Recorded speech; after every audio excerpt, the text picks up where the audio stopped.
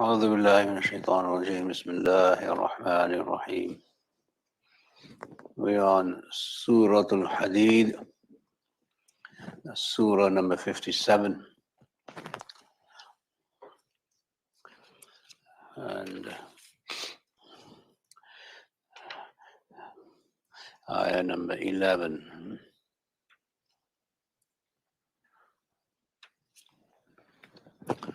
من ذا الذي يقرض الله قرضا حسنا فيضاعفه له وله أجر كريم. There's just a discussion in the previous ayat about the Sahaba and their merit and their maqam, and our aqidah about the Sahaba, since it's primary aqidah is not something that you can escape by saying it's debatable. It's not debatable. It is conclusive. So we as Muslims, Sunni Muslims, believe the Sahaba are what we call in Hadith adul. As-Sahabatu kulluhum adul. All the Sahaba, they have integrity, and they are just in their claim when they narrate a hadith from the Prophet sallallahu alaihi wasallam.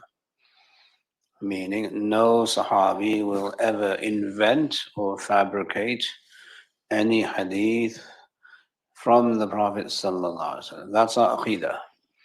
If you don't have this aqidah, you're not Sunni. So you cannot point at any Sahabi and say, he lied when he mentioned this hadith. They are not subject to scrutiny, they're not subject to investigation, they are not subject to criticism. That's our aqidah, that's our faith, that's our value.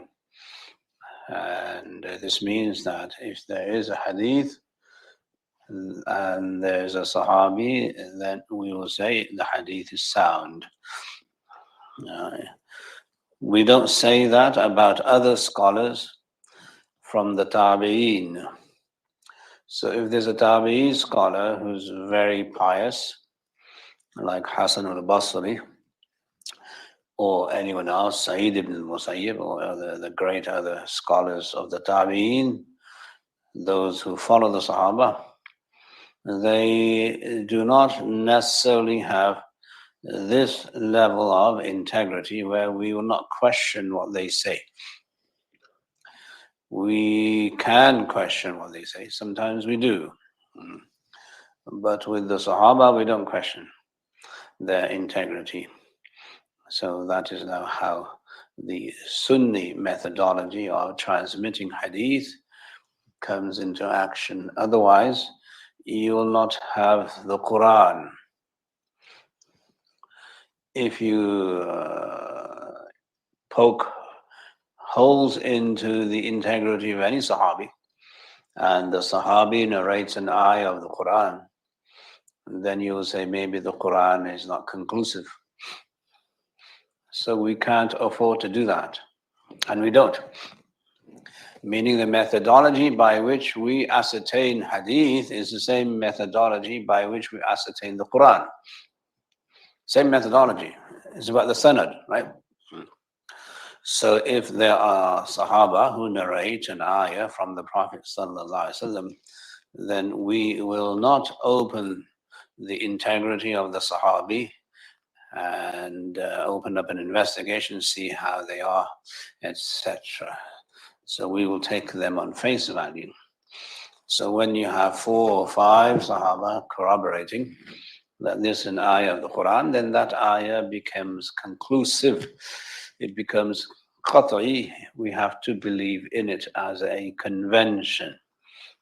And that's the academic role of the Sahaba. With the Tabi'een, we can question. Sometimes we do, usually we don't. But they are subject to scrutiny if we decide that they need to be questioned. That is the Sunni Aqidah. The other groups, they don't have this level of integrity for the Sahaba. They establish some Sahaba with integrity, and others they tear apart and they say they are not good people, that they'll question the Iman of Aisha, they'll question the Islam of Umar, they'll say things against Abu Bakr, and they'll say things against the other Sahaba, except perhaps for the Ahl Bayt and Ali radiallahu anhu. So their access to Hadith is very limited because they don't accept any Sahabi. And likewise, in the Aqidah, the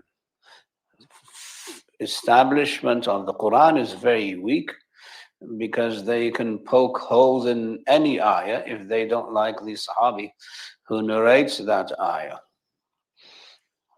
So that's how you must see the difference. The difference between Sunni and Shia is the difference of Aqidah, methodology. It's not cultural, it's not political. It has nothing to do with Ali being the Imam or the Khalifa. This is theological. Okay, that's why you can't mix the two.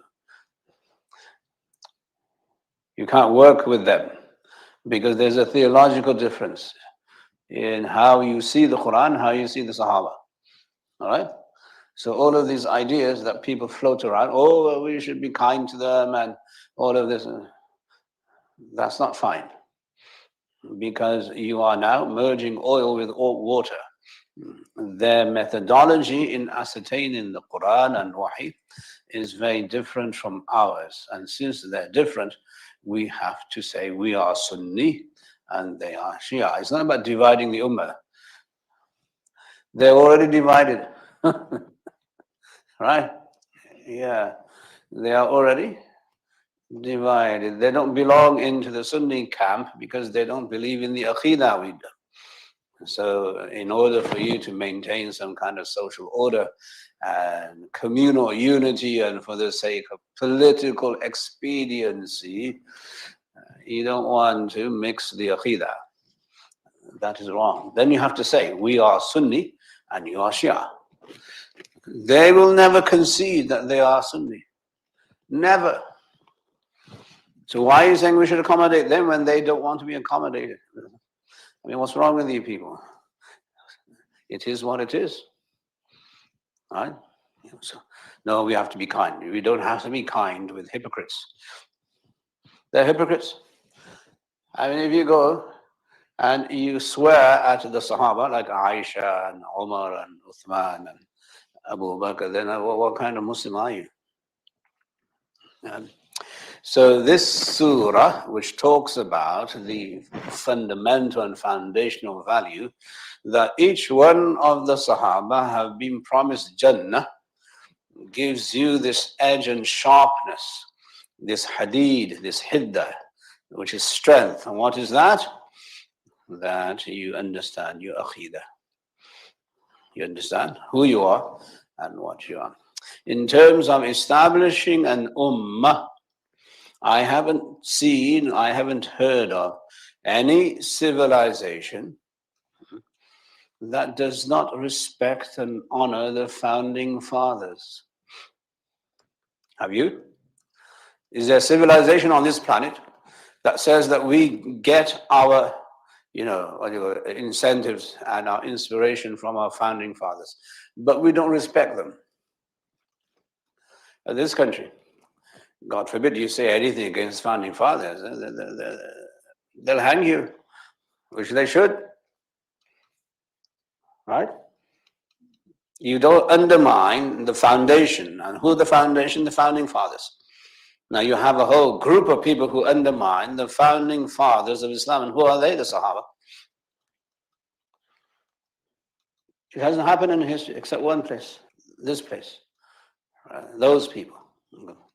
So there you have to be honest with human history also, that you cannot establish a civilization until and unless you respect the pioneers of the creed, the pioneers of the ideology, the pioneers of the philosophy. And once you uproot the pioneers, you have nothing left. Then you have a makeshift, whatever it is, and then you're, well, what do you call it? You're stealing the name. You're stealing the name of Islam. So you say, well, where's Islam? Well, you don't believe Abu Bakr, you don't believe Umar, you don't believe Uthman, you don't believe in Aisha, you don't believe in these people, and then you say, this is Islam. Where's the Islam? I mean, these are the founding fathers of Islam. So when you want to talk about America and American history, you must include the founding fathers. That's just the way civilizations work. At a very human level, never mind theological level, at a human level, this is done in society, that the convention is always to honor the founding fathers. And if you don't honor the founding fathers, you are a hypocrite. Maybe you're a traitor, who knows? But that we have to be then very honest with ourselves that it is a theological difference. It is not a difference in fiqh. It is not a difference in understanding history. It's not a difference in whether Ali should be the Khalifa or Abu Bakr should be the Khalifa. That's not the issue. The issue is that your method of evaluating evidence that is Islamic is very different. Our evidence is based on the Sahaba. Your evidence is not based on the Sahaba, and that's the main difference. So you mustn't try to be holier than thou. So, oh, we want to accommodate everybody. We want to unite the Ummah. Those slogans of uniting the Ummah, they were destroyed when they made up the religion called Shiaism. They destroyed it. We didn't. And in our tradition, the Quran is always going to say, our deen is based on people who came before us. Yeah. We all believe in all the prophets who came before the prophets. The Sunni creed is that we believe in every Nabi who came before the prophets. So we include everybody. We don't exclude any prophet from Islam. So they're all Muslim and they all received wahi. And they're all good people. So we maintain their infallibility. We maintain the integrity of all prophets before us because that's what we do. That's what human beings do. They maintain the integrity and the honor of the founding fathers. So these prophets are the founding fathers of Islam. We don't deny them wahi. We believe in whatever Allah gave them as a revelation. Likewise, we as Sunnis, we add on to that and say we will then maintain the standard of prophets and allow the Sahaba also to be the founding fathers of Islam, and we will take their word very seriously to the degree and to the point where we will not question their integrity if they're saying something about Islam, if they're saying something about the Quran, if they're saying something about the Prophet ﷺ, they will not lie. We know that for a fact. Okay? And that's the meaning of the Sunni, what you call it, creed, as-Sahaba, the kullu, adu Sahaba. All of them have integrity where we will never question any statement they make about the Prophet ﷺ. We'll take it on face value. Now, other people might say, well, you're being biased and you're being selective. So I say, it's our religion. We can do what the heck we want. What's your problem? It's called freedom of religion. You have a problem with our methodology, you don't have to adapt it. You can remain non-Muslim for all I care. This is the way we evaluate our religion. And we're going to stand here and we're going to defend our religion. Now, if you don't like it, you don't like it. We don't like you. All right? Yeah, so you have to be careful that when you go about in society, especially Ramadan, and you want to have joint iftar parties where the Shias come in and all the Sunnis, mashallah, they go gugu gaga, oh, bichare, they're poor people, they have to wait an extra half an hour before they break their fast. And all the Sunnis in very stupid ways, okay, we can wait too. Why the heck you want to wait? Your time to break the fast, it's come, break your fast. Why are you staying hungry for another half an hour? There's no ibadah in that. There's no reward in that. In fact, it's a sin if you don't break fast on time. You understand? So social engineering, and this comes from not understanding the foundations of Islam. These are the foundations of Islam. So here in this surah, when Allah subhanahu wa ta'ala mentions that every one of them have been promised Jannah, it is an aqidah. It is the most important aqidah if you are going to be Sunni. If you don't believe this, you're not Sunni. You can be another religion, another madhab, it doesn't matter, but you're definitely not Sunni. Okay? So we have to maintain this aqidah so that we understand who we are and what we are. Again, the difference is theological. The difference is not social. There are social differences.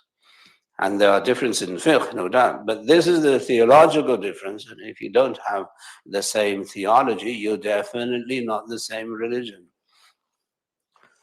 So keep that in mind as you move around in the USA in the name of pluralism and accommodation, etc. So can you work with them? You can work with them as long as you know they're Shia. As long as you state you're Sunni, then you can work with them. Then you're different. Like saying, can we work with the Christians? You can work with the Christians as long as the Christians don't say that they're Muslim, which they're not. They'll never say they're Muslim. So you have to be honest and you have to be forthright. And you must understand that this is not an issue of disuniting the Ummah. They're already disunited. They're not part of us. Right? You disunite when other people are already included. They're not included in you. They're always excluded because they're exclusivists themselves. They exclude the Sahaba in their religion. So why are you saying that we should include them when they don't include our founding fathers? So anyway, that was just addendum for last week's tafsir. And this week we start with this ayah. من ذا الذي يقرض الله قرضا حسنا فيضاعفه له وله أجر كريم. Who is the one who's going to give Allah a good loan? Who is there who's going to offer Allah قرضا حسنا, a good loan, so that he may multiply it and he may increase it for him? And then for him, there is now a noble reward. Offering Allah alone, and that the words Allah uses very accommodating. From the word Kareem itself, you see the last word in the ayah, Kareem, noble, accommodating. So people who are noble, accommodating, rich, and altruistic, they will always use the best words to describe the actions of people. They will not be holier than thou, and they will concede that this act is a good act. So they'll use words to do that. That's the word Kareem. That they have a reward which is noble, honorable, and so on. But look at the honor that Allah gives to someone who is now going to give $100 as a qard. But Allah is saying that the qard is not to the person receiving the qard is to Allah. And why won't he say this? Well, he doesn't say it's my money anyway, so give me money. Allah could easily say, it's my money, I gave you the money. So he's not patronizing you. He's saying, okay, it's yours legally. You have ownership. Even as a steward, you have ownership. So I'll respect the law that you have, and I'll say, well, okay, loan me some. Offer me a loan. So when you're offering Allah a loan, Allah will take care of it. Qard hasan, a good loan. So now Allah is saying that we would like you to give us some money which we have given you in the first place, but we'll call it a good loan. Qard hasan. Again, the nobility of how noble and generous people invite people to do good deeds. They don't use language that is bullying. They use noble language. Okay? That's just the adab of how we understand and see the Quran.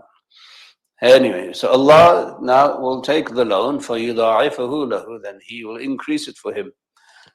Allah will increase it for the person giving. And when Allah increases the loan, as mentioned in Hadith, He receives it in His hands, and then He will invest that until it becomes as big as Mount Uhud.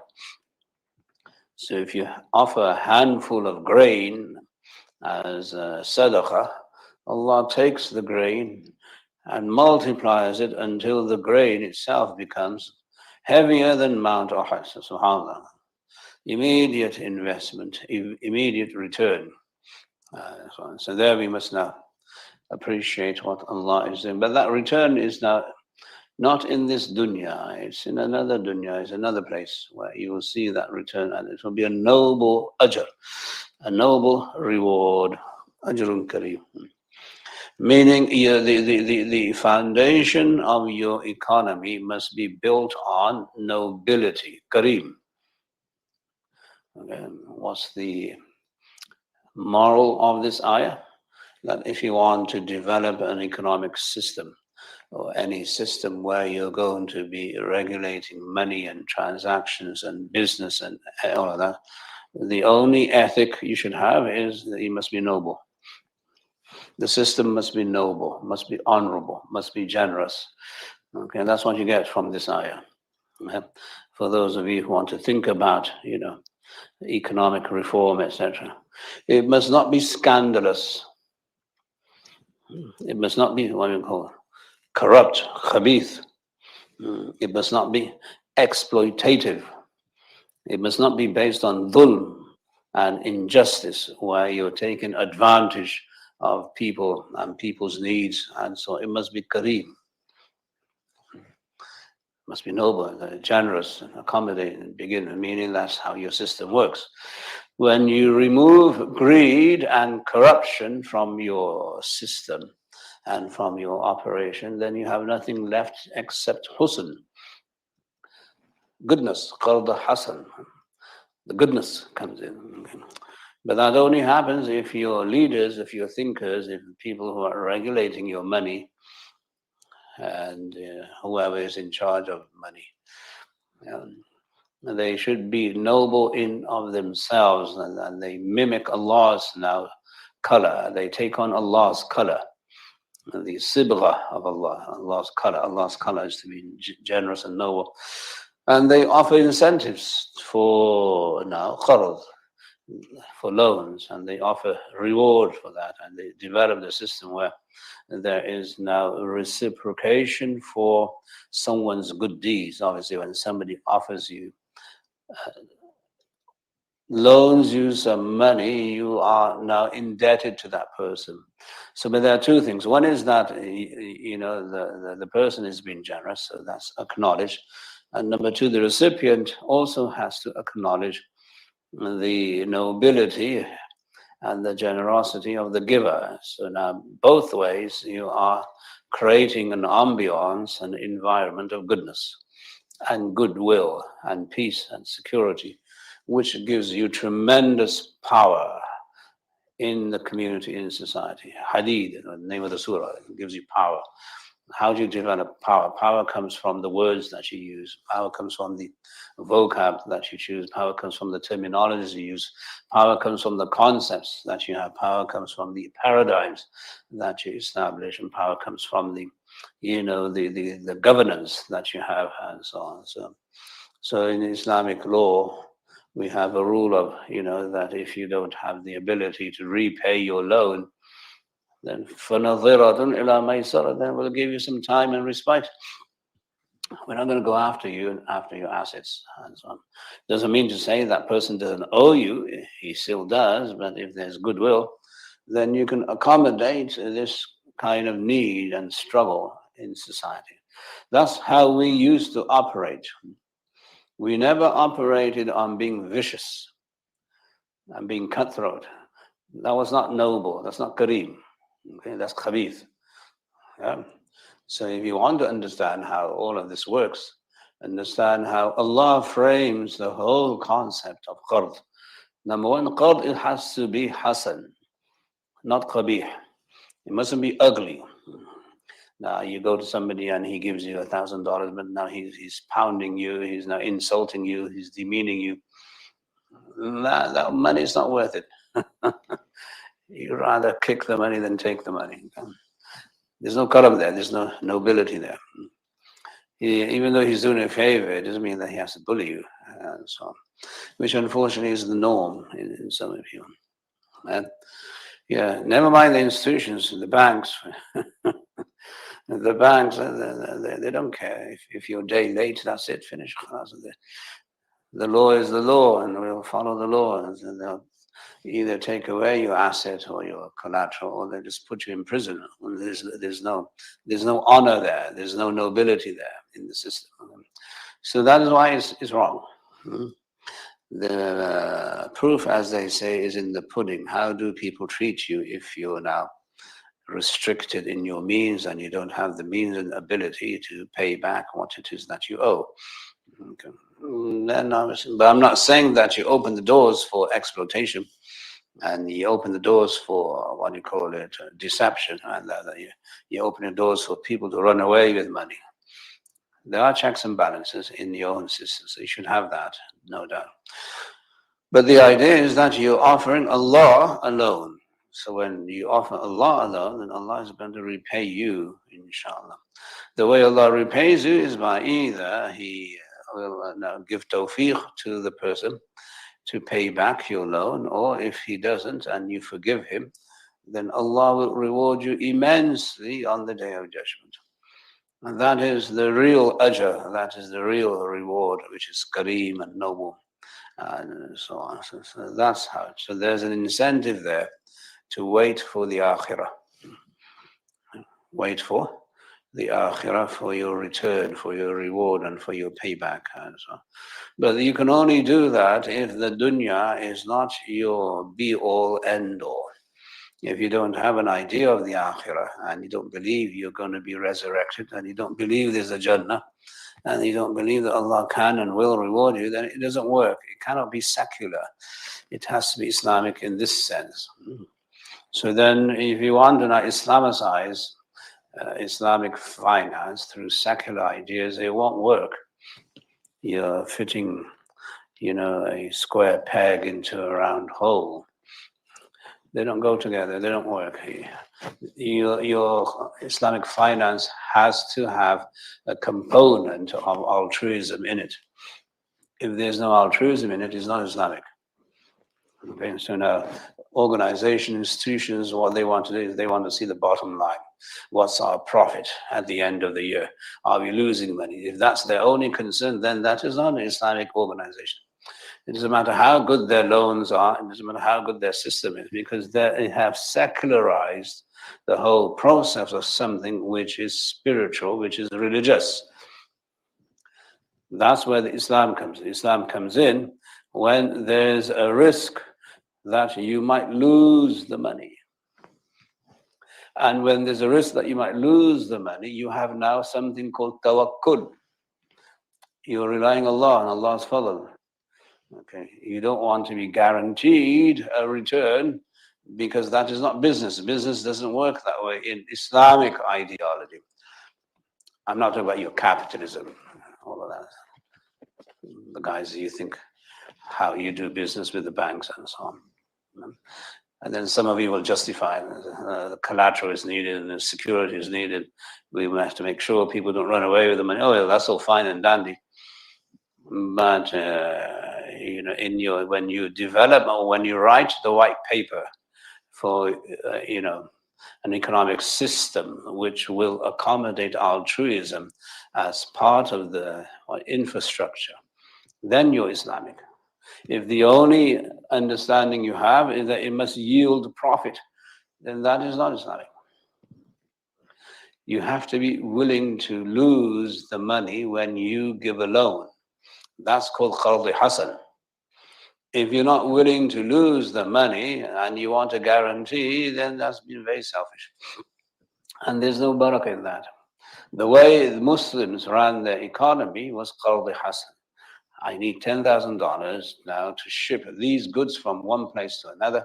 I don't have that, but if you give it to me, I'll ship the goods and then I'll pay you when the goods are delivered and I receive the money.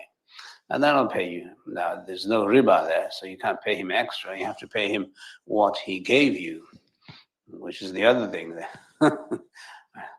But for that transaction, Allah will reward you immensely. Even if He gives you your money back, there's still something else that's in your favor. What's that? A reward. So in that sense, there is riba. You're getting more than what you gave. But the riba is in the akhirah. It's not against money. It's against Allah's fadl. That Allah gives you out of His fadl, so there is that gain. But you must understand how the psyche, the mentality, the approach, and the ethics of all of these Islamic ideas work. If you go down the road of what many institutions are doing already, Islamic finance and Islamic finance industry and all of that, then you see there's no barakah in what they do. Some of them work barely. Most of them don't work. And then there's no client satisfaction, right? The client is never satisfied. And anyway, I'm saying that we need to regroup and we need to address and we need to start writing white papers. And who will do this? The Muslim economists. Okay, not somebody necessarily who knows what do you call it, Tafsīr or something. It has to be somebody who knows finance, somebody who knows how the world works, somebody who knows how economies of the world work. They have to sit down, get their knowledge of Islam and Islamic law, etc. And then they should start writing white papers and then develop those white papers into, policies, and then have the policymakers go and tell people that you need to implement this policy. So we're a long way from where we need to be. But this is the first initial step is academic. It's not money. Okay, people have ideas that if I get $10 million, I can buy now 9 homes and I'll give it to somebody on interest-free loan or so. But that's piecemeal. That's very piecemeal. It's not wholesale, it's very retail. Maybe it'll work, you'll benefit 9 people. But the way it's going to work is if you have a system. Now, here's the kicker. The kicker is this will only work if you have a Muslim government. It cannot work through what you call it, individual corporations or institutions. Then you're fantasizing, you're hallucinating. You need the support of a whole infrastructure which is regulated, implemented by a Muslim government. And that is Abu Hanifa's point. In order for you to regulate financial transactions, it has to be under the auspices of a Muslim government that they can dictate and they can regulate and they can introduce laws of governance, etc., and then enforce the law. Individual corporations, institutions, they can't enforce their law unless the government approves of their law in the first place. Right? So this Sūrah al-Ḥadīd, we talk about now strength. Strength is now at the community level, where at the khilafah, as he saw the other ayat, that Allah has made you a khalifa of what's there in the heavens and the earth, and so on. But anyway, this is how you summarize the whole idea of Qard Hasan. Qard Hasan, individually, if somebody comes to you and says, I need to borrow $1,000, be my guest, by all means, offer him $1,000. You'll be rewarded. I'm not saying you don't do the retail ibadah. You can do that, that's fine. What I'm saying that if you're going to think of an Islamic finance system, then it cannot be detached from a government. Otherwise, you're hallucinating. Otherwise, you're fantasizing. It will not work. It cannot work. As in this country, how do you think they regulate finance? It has to be the FDA. Yeah? You need the federal government to do it. Okay, you can't do it as someone who's a street person, a wayfarer, and that's the problem. That when you're thinking Islamic finance and you want to now create instruments in your minds, vehicles in your minds. Oh, I think I know a little bit about economics. I know a little bit about stocks. I know a little bit about business. And then, okay, let me see if I can create an instrument. Never going to work. You're fantasizing. You can't do it until you have the backing, the legal backing, the economic backing, the financial backing of a government. And that is where we need to be. We need to now tell Muslim governments that you need to get your economists to write white papers and do the research and write and see, articulate, that train your finance people in the Islamic values of Islamic finance. And make sure that you pay them enough so they don't have to worry about the bottom line. And so, oh, if I get this Islamic finance now vehicle, then I'll make a lot of money. If your intention is greed, Allah won't help you. He will not help you. If your intention in Islamic finance, I want to do Islamic finance because I'll make a lot of money. That's called capitalism. Where's Islam in there? There's no Islam in there. So your niyyah, obviously, is key. What is your niyyah? You pivot on your niyyah. If your niyyah is altruism and you sincerely want to help Muslims come out from poverty, then Allah will help you. But if your niyyah is not that, and the only thing you want as the CFO of the organization or the institution is, I want to see the bottom line. I don't want this going down the drain, and we don't want to see red. That's not how it works. Yeah. Abu Bakr radiallahu anhu when he gave, Uthman radiallahu when he gave, the Sahaba when they gave, it was selfless. They expected nothing in return. Nothing. It was pure altruism. And that's what we need to develop, is more about the ethics of giving. The moral infrastructure is needed to develop the physical infrastructure. If you don't have the moral infrastructure, and you have the physical infrastructure, the infrastructure will collapse. It won't go anywhere because you're all greedy. You're going to be fighting about money, money, money, money. That's not the point. The point is to help Muslims. If you want to do that, then you follow the prophetic model of the Prophet ﷺ, where he never hoarded any money. The Prophet ﷺ never hoarded any money. Right? Now, if you as a Islamic finance, manager or whatever, you're holding lots and lots of money with both hands and both feet. I became rich because of Islamic finance. That is super hypocritical. You're not following the Sunnah. The Sunnah of the Prophet is to be selfless. You have to be selfless. Now you'll get money. When Uthman radiallahu anhu gave lots and lots of money to everybody in Medina, he didn't become poor. He became richer. Right? That's the anomaly. So if your niyyah is that you want to be greedy and make a lot of money, don't go there. Then you're just a munafiq. You're not really a Muslim. Okay? You're a capitalist with a Muslim name. We don't do that, and we shouldn't do that. So we have to be very careful as to how we go about doing all this.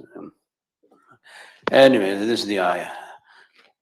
Who is there to give Allah a good loan so Allah can multiply it for him, and for him there's going to be a tremendous noble reward waiting for him when he meets Allah. The day that he meets Allah, there will be, categories of people. Right? What are the categories of people when Allah meets people? يَوْمَ تَرَى الْمُؤْمِنِينَ وَالْمُؤْمِنَاتِ يَسْعَى نُورُهُمْ بَيْنَ أَيْدِيهِمْ وَبِأَيْمَانِهِمْ بُشْرَاكُمُ الْيَوْمَ جَنَّاتٍ تَجْرِي مِنْ تَحْتِهَا الْأَنْهَارُ خَالِدِينَ فِيهَا ذَلِكَ الْفَوْزُ الْعَظِيمُ. The day when you will see believers, men and women, that their nur will be running in front of them and on their right hands. Yeah. Allah will announce, or the angels will announce, Bushrakum al-yawm, today there is glad tidings for you. What are the glad tidings? That there are going to be gardens orchards, jannatun, underneath which rivers will flow, and you will live there forever. And that is the greatest of now triumphs and the greatest of successes. It is indeed the greatest of triumphs that Allah then announces in front of all human beings, in front of the angels, that you have now glad tidings and you will be allowed now to enter Jannah. This is the day that Muslims, when they give qard to Allah, they anticipate. Nuruhum bayna aydihim. The nur will be in front of them. When you do ibadah, there's a nur. That nur will manifest itself on the day of judgment. So there are so many ibadat that the Prophet said, there is nur attached to it. Reading Sūrah al-Kahf, the Prophet said, gives you nur, and on the day of judgment it will give you nur all the way to the heavens and so on. So many places. So when you do your qurbani, there is nur there. When you do your the rami, throwing stones at the jamarat, there is nur there, the Prophet. When you shave your head after qurbani, then the nur will come onto the hair. If you are old and your hair is now grey and white and silver, it will become nur for you on the day of judgment. There's so many places where there's nur. So nur is a very unique concept, that there will come a time where the hadith says, on the day of judgment, when everything will become dark, pitch dark, which is what's mentioned in the next ayah. And believers will be acquiring their nur because of their ibadat. Yeah. And the munafiq initially might have some nur because he did some of the actions, but then their nur will be taken away from them. They'll be deprived of their nur, which is what, as I said, the next ayah is going to tell you all of that. But there are just so many ways that you can acquire nur through the Islamic traditions. You must not undermine any ibadah and every ibadah. There'll be a person who will have nur only on his finger because that's the limit of his ibadah. So he may be able to navigate through the nur of his finger. So the purpose of this is that the day of judgment and the whole, plain of the day of judgment, open space, the plains of Arafat, as we know. The open space, and if there's no nur, you don't know which way you are traveling. So their nur will be traveling with them. Yas'a nuruhum. Their nur will be guiding them and be with them, and they will know which way to go and towards Jannah and so on. Some people say this is where the bridge is. This refers to the nur over the bridge, where the believers will have nur as they cross the bridge that goes across Jahannam. There's no mention of the kafir here. There's only mention of the munafiq, which is the next ayah. يَوْمَ يَقُولُ الْمُنَافِقُونَ وَالْمُنَافِقَاتُ لِلَّذِينَ آمَنُوا انظُرُونَا نَقْتَبِسْ مِن نُورِكُمْ. The day that the munafiq men and munafiq women will say to the believers that wait, hang on, unzuruna, wait a bit. So the munafiq will see the believers have nur, but their nur has been stripped off them. So they will say, naqtabis min nurikum. We want to now benefit from your nur. We want to acquire the nur that you have so we can also travel the way you're traveling into Jannah. So now, once they say that, then قيل ارجعوا وراءكم فالتمسوا نورا فضرب بينهم بسور له باب. So the munafiq will be told to go back to the place where the nur is distributed. So as I said, the actions of believers, they will bring and yield nur. And their nur will be distributed by the angels, and they'll be there sitting and giving everybody their share and their portion of their nur. When the munafiq is asking the believers, wait, they will be told that you have to go back to the place of distribution. And then all of a sudden there will be a wall that will be created, and the wall will become a barrier between them and the nur. Sur is the fort, basically, or the wall of the fort. And they won't be able to access any nur. They'll be in total darkness. Total darkness. There will be a door, a gate, باطنه فيه الرحمة, that the inner part of the gate will be rahmah, وظاهره من قبله العذاب, and the outer part of the gate, in front of it, will be punishment, meaning hell. Yeah. So this is now some of the affairs of the Day of Judgment. So people will be looking for their nur, and they'll be walking with their nur, and if you are there, then Allah will inshallah give you nur based on your actions. So that's why actions are very important.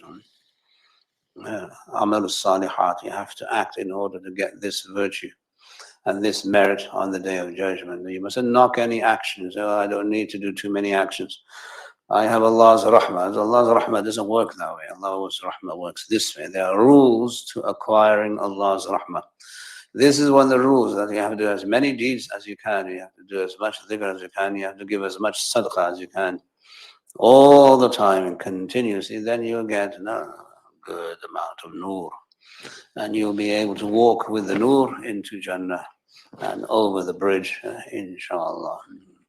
So this is how now we see that in the context of qard hasan, that you're going to give to Allah what is Allah's already. Allah then rewards you in this form of ajrun kareem.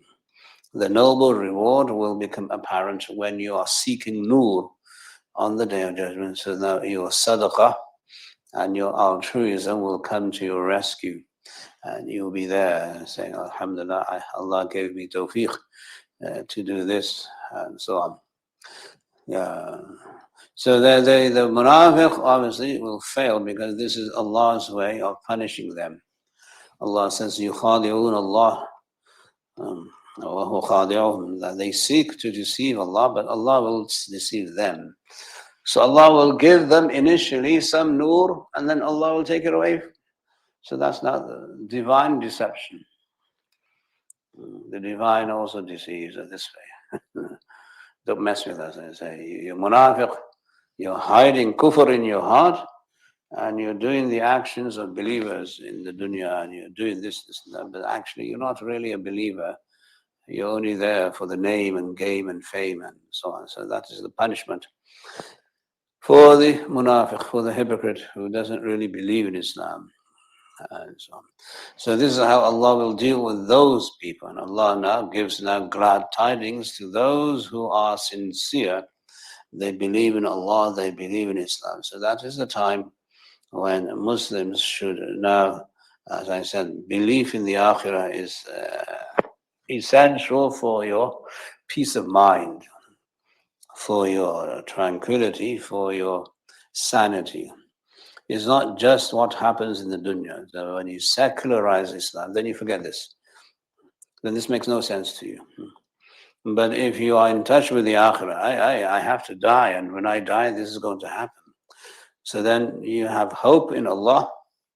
You wait for Allah's rahmah, and you don't become despondent. Even though you may be somewhat of a failure in this world, you have the Akhirah to look forward to. As the Prophet ﷺ said, that most of the people of Jannah will be poor people. They have the Akhirah to look forward to. Where the people who are rich, they've already exhausted their good things in the dunya. أَذْهَبْتُمْ طَيِّبَاتِكُمْ فِي حَيَاتِكُمُ الدُّنْيَا. The Quran says that you have exhausted all the good things in the dunya. You've left nothing for the Akhirah. So if you want a lavish, 20-bedroom house with gold toilets and all the Lamborghinis and Ferraris and so on, Allah will say, أَذْهَبْتُمْ طَيِّبَاتِكُمْ فِي حَيَاتِكُمْ الدُّنْيَا. You've exhausted all the luxuries in the dunya. You haven't left anything for the Akhirah. You don't deserve anything because all you thought was that this is Islam, this is glory, this is success, this is how Muslims should come up in the world, and you've done nothing except, be greedy, and you've hoarded wealth, and you've done nothing to feed the poor. You've done nothing to give qard hasan to anybody. You've done nothing that even remotely shows that you have human compassion and there's altruism in you. That's all. The only thing you did was, give me more dunya, give me more dunya. So there you have to be careful. Yeah. So that's why the akhirah is what keeps Muslims sane. The sanity of Islam is in the belief of the akhirah. It keeps you sane. Even if you're good, even if Allah has blessed all of us, mashallah. Allah keep us that way and give us more with barakah, inshallah. I'm not denying that. I'm just saying that if you feel that you're miserable or you're not in the best state of mind, then think of the akhirah. Release the tension and release the frustration by saying that one day Allah is there. He will reward me for my pain, for my suffering.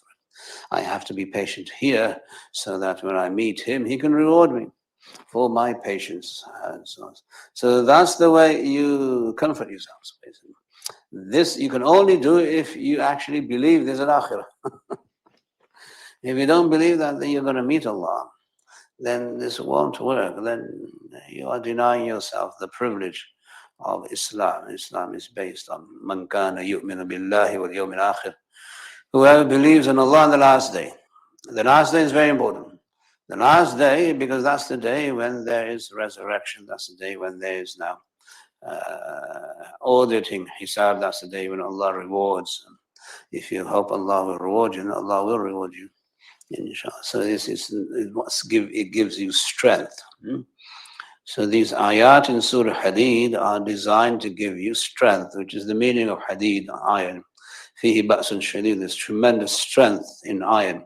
So when you read these ayat and you think about them, then it doesn't matter whether you're rich or poor, you now know, okay, I have this strength, I have this belief that when I die, there's another place waiting for me where I will live. And that place is eternal. And I want to make sure I book my ticket in that place, rather than suffice for the good life in this world. I want more than that. And Allah will help you, inshallah. So people who are in trouble, people who are depressed, and people who are all of that, yes, obviously, you can take them to a counselor and do whatever you want. But at the end of the day, they must acquiesce to the reality that Allah will honor them on the day of judgment for their suffering here in this world. And that is what keeps the ummah together, on track. As I've said before, Allah give him blessings, tawfiq to the shaheed of Gaza and other places in the world. What do they have to look forward to? Death. Every day they look forward to what? They look forward to death. Every day when they wake up, what they're looking forward to. Today I'm going to die. Are they miserable? Or do they wake up with a smile on their face? Learn, O Muslims, how to deal with abject depression. And don't feel sorry for yourselves in this country. Right? Learn a lesson from those people who wake up in the morning knowing they're going to die, knowing there's nothing left for them in this world, but they still have a smile on their face because they know they're going to meet Allah. We must stop behaving like brats and complain about our own plight. Yeah, we have problems. We have this problem, yeah. But not as much as those people who have the real problem. That's what Iman does. That's what Akhirah does. It gives you this tremendous hope that one day you'll have bashara, you'll have glad tidings, and Allah will give you happiness in your grave and so on. So that's this one.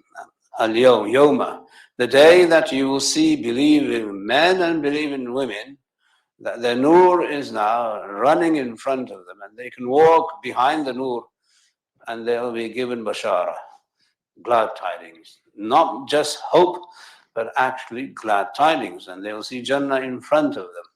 So that's the mindset that we must develop here in the USA with all Muslims.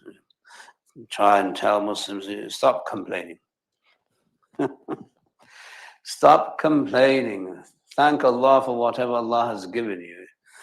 It's not the end of the world here for you. You're much more blessed than other people in the world. So take advantage of those blessings and just stop whining and be grateful. Make shukr, inshallah. Anyway, Allah give us all tawfiq. We'll continue with this sequence of ayat, inshallah, the next time we meet. Jazakumullah khair. Subhanallah, alhamdulillah. We'll do dhuhr in about 10 minutes, inshallah.